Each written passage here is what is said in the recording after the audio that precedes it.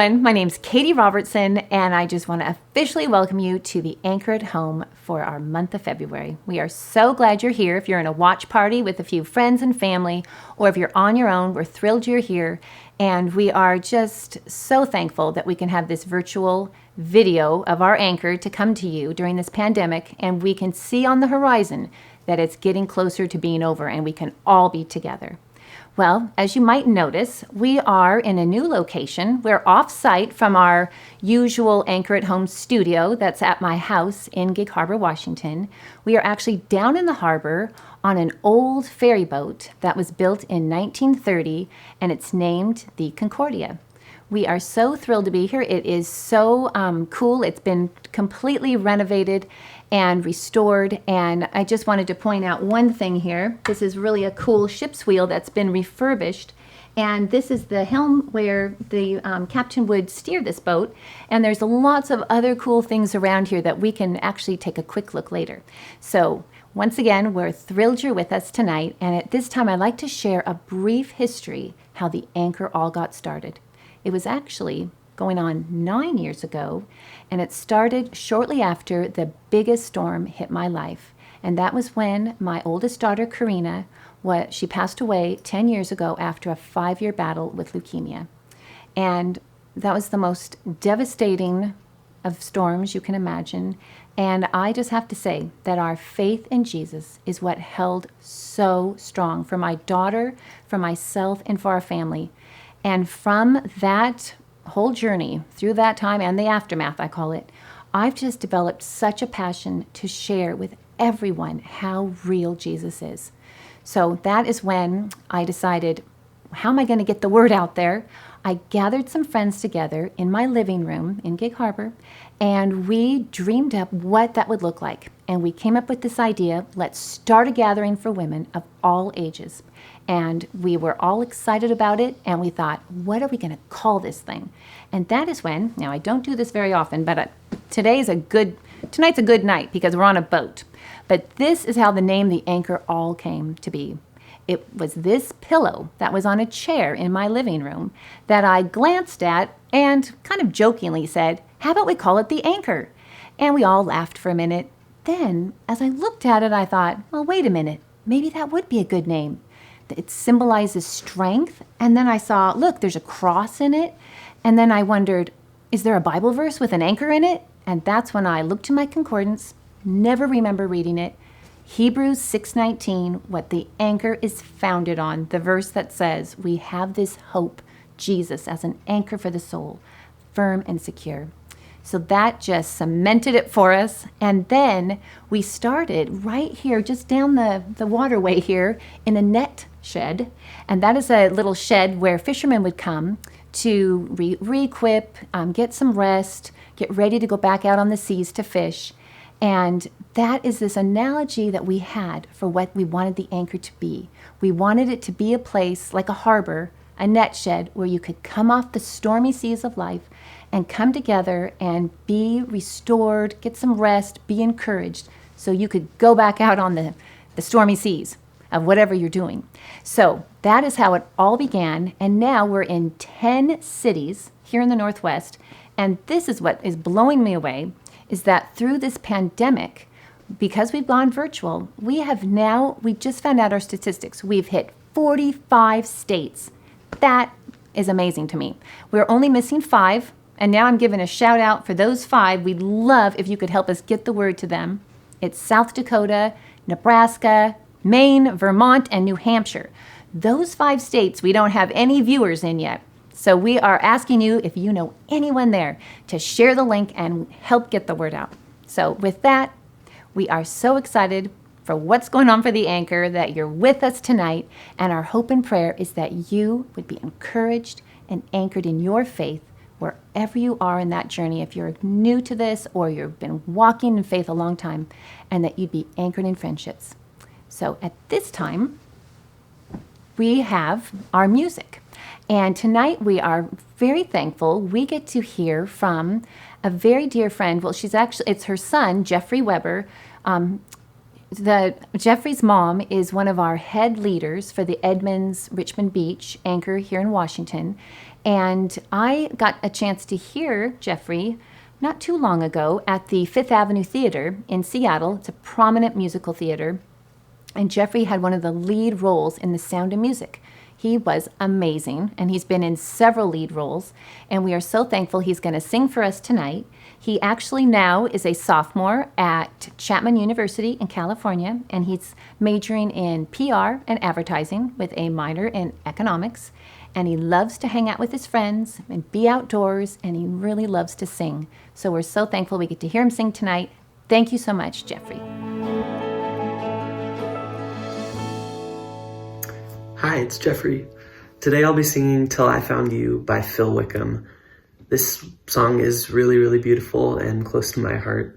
It talks about kind of living life and not really finding the deep purpose or meaning that we feel like it should have until everything changes with one revelation, with one person. And so I hope you enjoy. Just listen for the lyrics that are full of hope and full of just newfound excitement and joy. I think there's something in it for everyone, so please enjoy. Here is Till I Found You.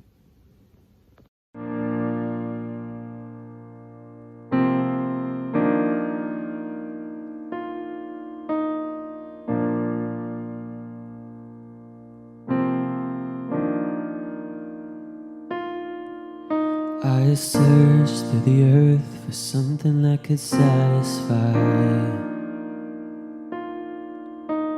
a peace for the hurt I had buried deep inside. Knees on the floor, I finally found everything I needed. You lifted my soul and opened up my eyes.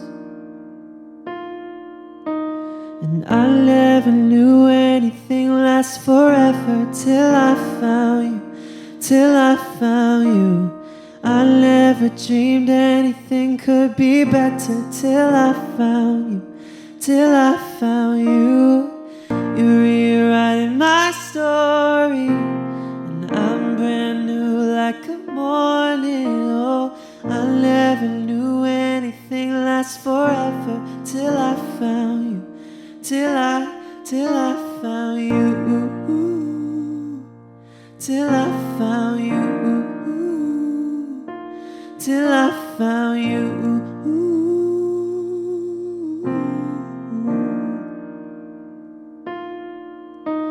And gone are the days of chasing after what won't last. I'm done with building these castles that crumble like sand. Knees on the floor, I finally found that everything I needed was always right in front of me. You gave me a name, changed everything I am. And I never knew anything lasts forever till I found you, till I found you. I never dreamed anything could be better till I found you, till I found you. You're rewriting my story, and I'm brand new like a morning. Oh, I never dreamed anything lasts forever till I found you, till I found you. Till I found you, till I found you, till I found you, till I found you, till I found you, till I found you.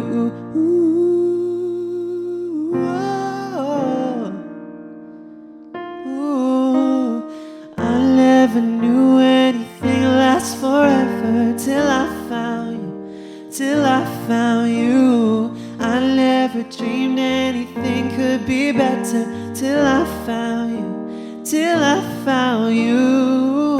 You're rewriting my story, and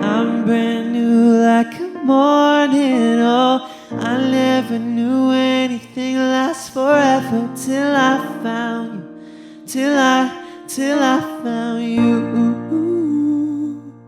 till I found you, till I found you, till I found you, oh, till I found you, till I found you, till I found you, till I found you, till I found you.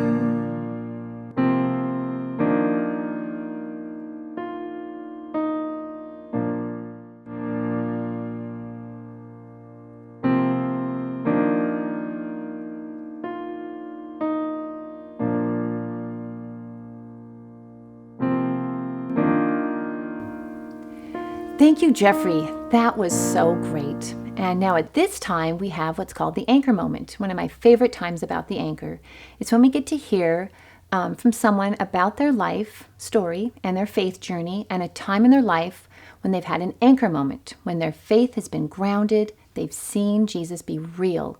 And so tonight, we're very privileged to have a gal, her name's Rosa Booker, join us, and I just met her recently through a friend of mine, and I got to hear a message that she shared on an anchor, and it was so powerful. I thought, man, we got to get her so she can share that with all of us. So we're really thankful. She's sharing tonight, and she lives in Seattle with her husband and her 2 kids. She's got a daughter who's 7 and a son who's 11, and she keeps very busy she's an author, consultant, and an event planner.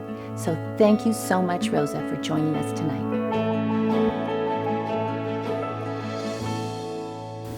Well, hello everyone. My name is Rosa Nicole Booker, and I am so excited to be sharing the anchor moment with you today. A little bit about me is, hey, my husband and I are pastoring at Life Point Church of God in Renton. We've got 2 sweet little kiddos, a son who's 11 and a daughter who is 7. They bring us much joy and welcomed challenges in the world of parenting. I also recently just released my first novel back in April of 2020.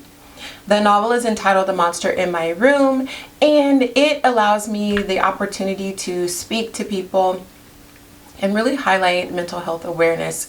Even though the book is a fiction novel, it really has some aspects that really hopefully are capturing the readers in their own personal journeys through how they show up in the world every single day, as well as hoping to normalize the awareness of mental health. My husband and I also love really reconnecting couples and really helping them find their cornerstone in supporting healthy relationships and healthy marriages. Well, other than that, I like to spend my time planning events and doing fun things like that for nonprofit organizations and helping small businesses. A little bit about my faith journey.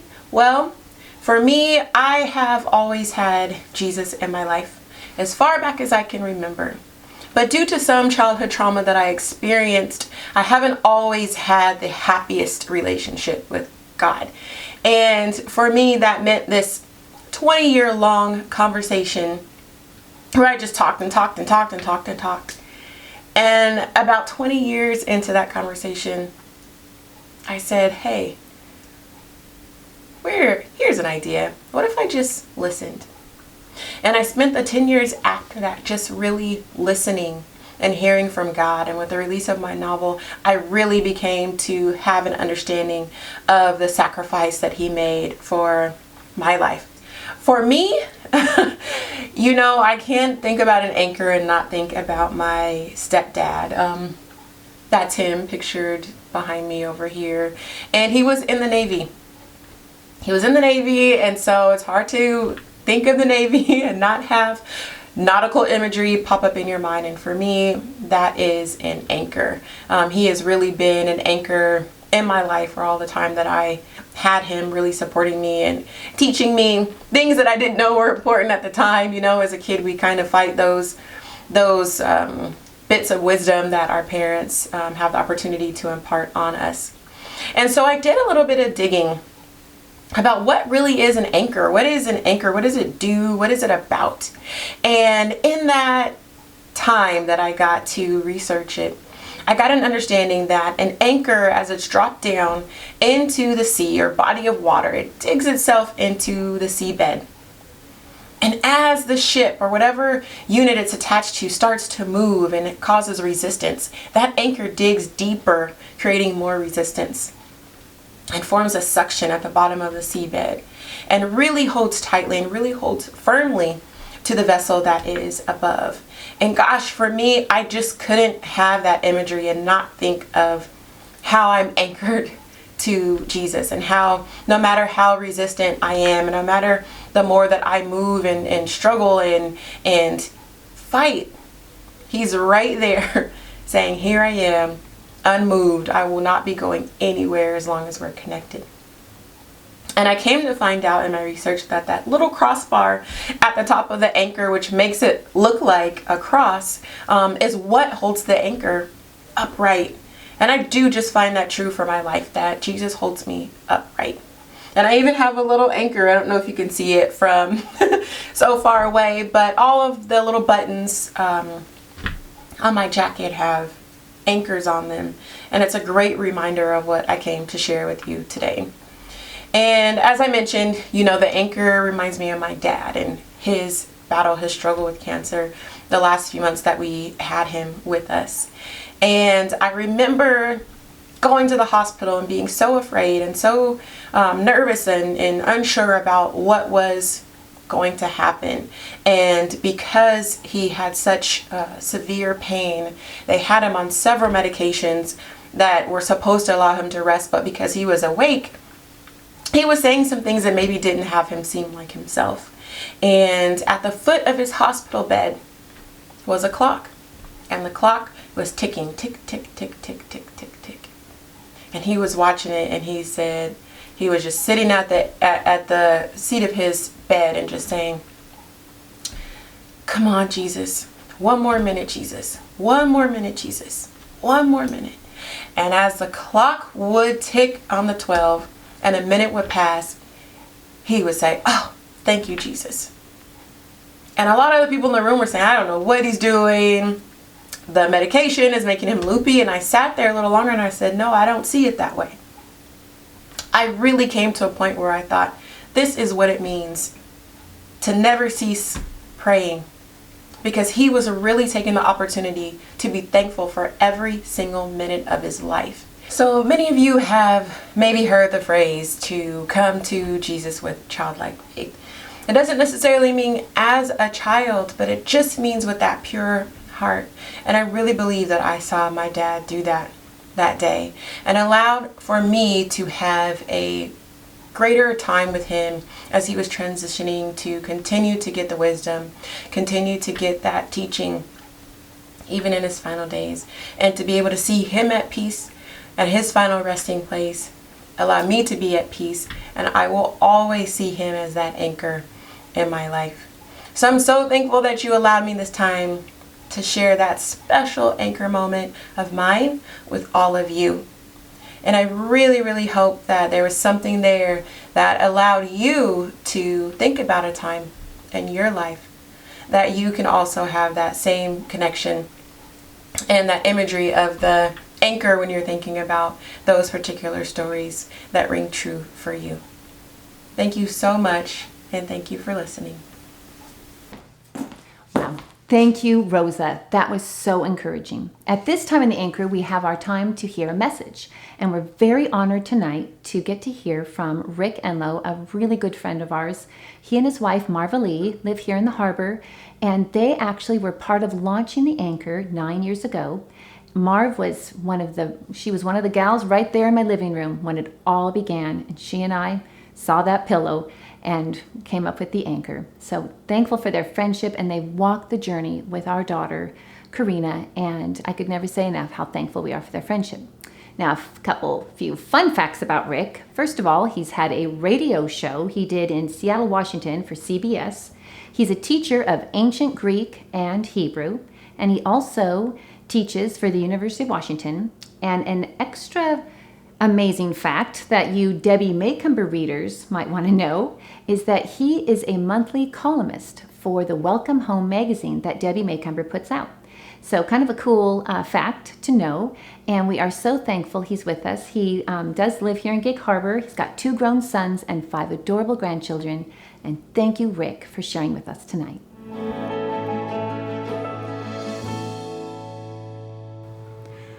Hello, Anchor Nation. My name is Rick, and I get to be married to Marvalee. And it is so fun to be in our home here in Gig Harbor. Well, not our home, but in our home area, aboard this historic Concordia ferry. What an amazing vessel. And Katie and her husband Ron are actually responsible for introducing Marvalee and myself to boating. And we have navigated deep waters together, literally and figuratively. And Ron and Katie have also shown us what it means to be anchored in hope. Now, I know that most of the anchor speakers are actually women, and that makes sense because, I don't know if you know this, but women have now been officially proven to be smarter than men. Yeah, last year, 5 months ago actually, the makers of the game Trivial Pursuit took an online version and took it global in 9 languages and had 15.1 million questions that were asked and answered by men and women. And guess what? Women answered more questions correctly. In fact, they concluded that women are more verbally gifted. I called a friend and I asked him, "Hey, do you think women are more verbally gifted than men?" And he said, "Pfft." So I said, "Okay, thank you." But you need to know I'm honored to be invited to share briefly in this month's Anchor virtual gathering. And, you know, I used to think of myself and introduce myself as Marvalee's trophy husband. But then I asked her, "Do you think of me as your trophy husband?" And she said, "No. More like a certificate of participation." So I was like, okay. So that's what I've been doing is participating in this kind of a thing here and there. So I'm really glad to be able to be here. You know, as a person who's been married for quite a while now, just turned the corner on 4 decades. Well, the key to marriage, a lot of people would say, is communication. So I asked Marvalee, "Am I a good listener?" And she said, blah, blah, something I can't remember. But one of the things that we get a kick out of doing is playing games, like board games, group games. And remember groups? That was fun back in the day. But we played a group game once, and it was kind of an icebreaker deal to get to meet people so you could kind of tell what people are like. And so they said, okay, you can only pick one of these very special kind of, assistants in your life. You can only pick one, like a personal trainer or a housekeeper or chef or masseuse or driver or gardener. Now, I know some of you listening are like, I have all of those. Okay, yeah. But the idea here is you can only pick one because that tells something about your priorities, right? So I thought, you know what? I would pick a driver because I would just love being just driven around, and dropped off right where I was going and no more parking. So I thought, yeah, definitely driver. And Marvalee, she picked chef. She said, I would love to have a chef, personal chef, just does all the cooking and then calls me and it's time to eat. And all of a sudden we realized on the way home that night, wait a second, I like to cook and you like to drive. So I've been cooking all the meals for the last couple decades and Mar's been driving me all over and our dreams have come true. So you can see that game worked out for us. And in fact, have you ever played that kind of game where you know the answer and you're trying to convey it to others who are clueless about the answer? I'm talking about, the kind of a charades or those word clue games.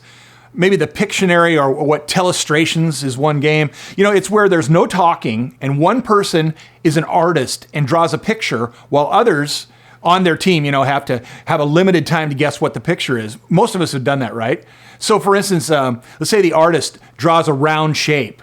And then what do? They just point to it and point to it and point to it. And people are guessing like globe, no, orb, no, the sun, no, Venezuela. And, finally the time runs out and they say, what is it? And it's like, it's a circle. And when you hear what it is, it's like, it's so obvious. But what happens is it doesn't make any sense to us, but it's so obvious when you know the answer. I think about games like that, and that must have been what Jesus felt like when he tried to communicate God's grace. Like we read in the Bible how he kept drawing pictures of who God is in ways that should make sense to people. To the farmers, he drew agricultural pictures, told stories about planting and being on the farm. And to the urbanites, he drew architectural pictures and said, it's like foundations.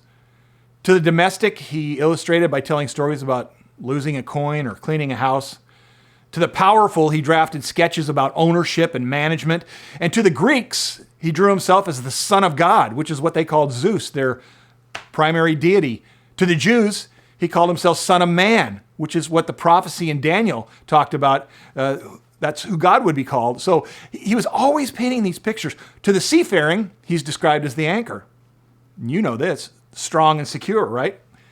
But so many times they wanted to see, but they didn't see the picture he was drawing. Like they wanted a national championship, and Jesus was sketching a world championship. I mean, they wanted to be free from taxes and tyrants, and Jesus wanted to set them free from themselves, right? They wanted to be liberated from oppression, especially by the Romans in the Bible, and he wanted to be liberated from religion. So all of the pictures that are drawn in the scripture are helpful in helping us understand who God is and God's grace. And I think one of the most enduring and familiar pictures is the idea of a shepherd and a flock, right?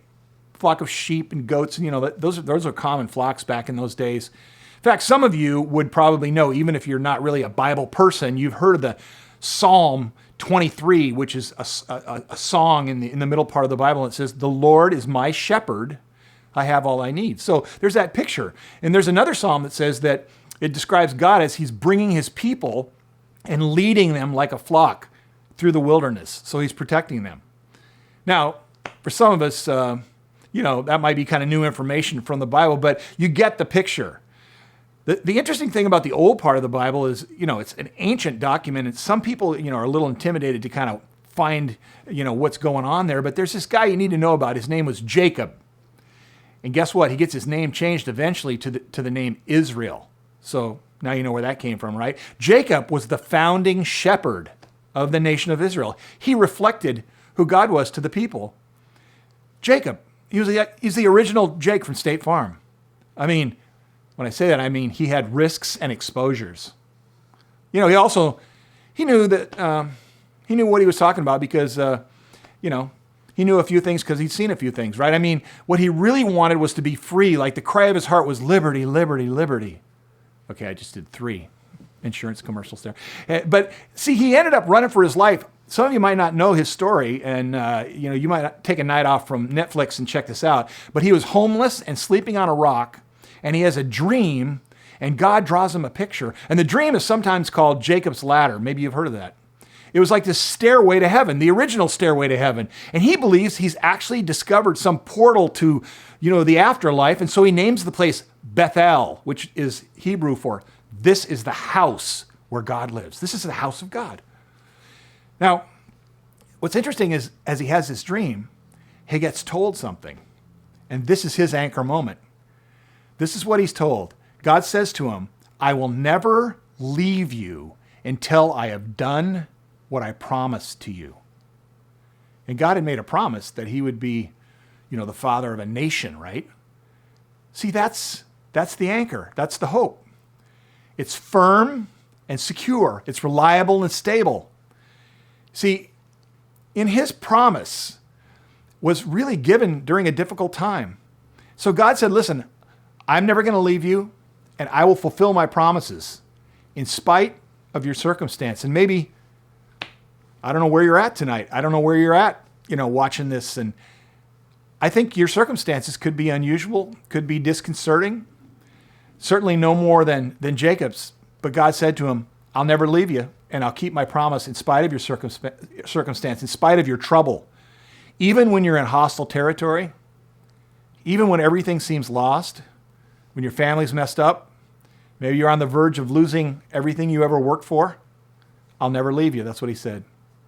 Now, you might be saying to me, Rick, I see what you're drawing there, but I'm not really sure exactly what you're saying. Well, an anchor at work is not visible. Here we are on this amazing boat, and as it's anchored, we're stationary, but the anchor, we can't see it. You see, that's what faith is. It's believing what you can't see and believing that it's real, because you're secure and you don't have to worry. And so I want to sort of share Jacob's anchor moment and kind of introduce you to that story in the old part of the Bible as a reminder that, listen, God will not abandon you and will not, in any case, break a promise that he's given to us.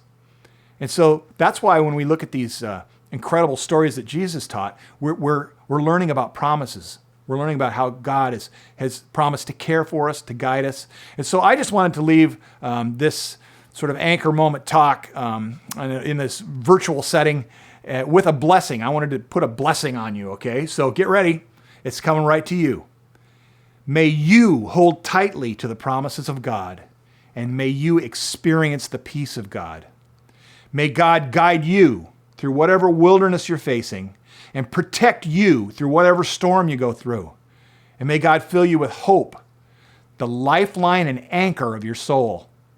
And may God bring you home rejoicing at the wonders he has shown you. May he bring you home rejoicing until we meet again. God bless you. Thank you so much, Rick. That was awesome. Well, at this time, we want to give you one final chance to sign up for our raffle. We are raffling off this light pink glassy baby, perfect for the month of February and Valentine's Day. It comes packaged in this nice box. You can go to our website, sign your name in for the raffle, and you have until 9 o'clock tonight. We'll be announcing the winner first thing tomorrow. And we also would love your help in getting the word out about the Anchor. If you could like us and share us on Instagram and Facebook, and if you could subscribe to our YouTube channel, it would be great. We really want to share the hope that we have in Jesus with people everywhere.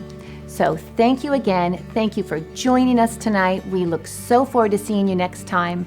And until then, stay anchored, and we'll see you soon.